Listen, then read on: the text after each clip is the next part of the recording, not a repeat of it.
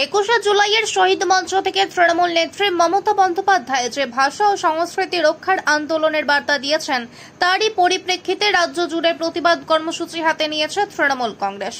সেই কর্মসূচির অঙ্গ হিসেবে শনিবার বিকেলে গঙ্গাজলঘাটি ব্লক 1 তৃণমূল কংগ্রেসের উদ্যোগে শ্রীচন্দনপুরে এক প্রতিবাদ মিছিল ও পথসভা অনুষ্ঠিত হয়।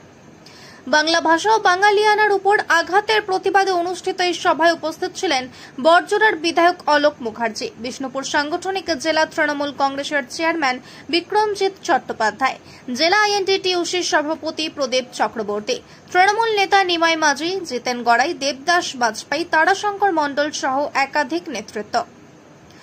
বক্তারা বিজেপির বিরুদ্ধে তীব্র ভাষায় আক্রমণ শানিয়ে বলেন, বাংলা ভাষা ও সংস্কৃতির অবমাননা করা হলে তৃণমূল তা কখনোই মেনে নেবে না।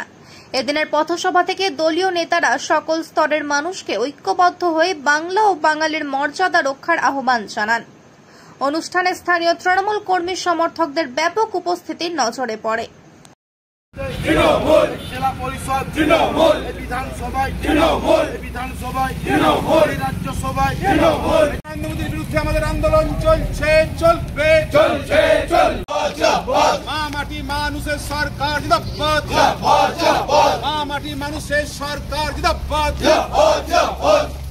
তার একটা চক্রান্ত আমাদের জেপি নাড্ডা অভিমান মানুষ এখন ভারতবর্ষে উদীয়মান হয়ে অত্যন্ত সুকৌশলে চক্রান্ত করে সারা ভারতবর্ষের রাজনৈতিক ক্ষমতাটাকে 14 থেকে যেভাবে দখল করেছে চলবে না। সেই নানুর দিবস আমরা পালন করব আগামীকাল গঙ্গাজলঘাটি বাজারে।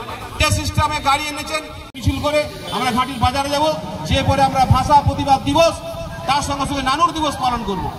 আন্দোলনের পরে আন্দোলন গড়ে তুলতে হবে পশ্চিমবাংলাকে বাঁচাতে গেলে, আর মমতা বন্দ্যোপাধ্যায় হাতকে শক্তিশালী করতে হবে।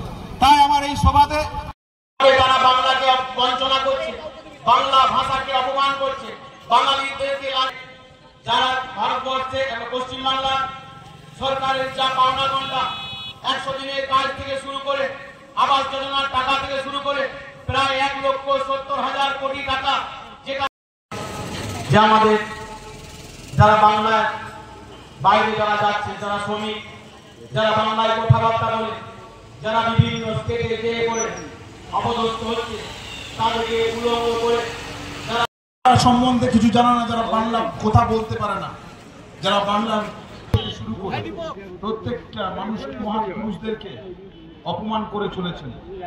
এই প্রধানমন্ত্রীর বিরুদ্ধে আমাদের আন্দোলন চলছে, চলবে, চলছে, মা মাটি মানুষের সরকার জিন্দাবাদ, মা মাটি মানুষের সরকার জিন্দাবাদ।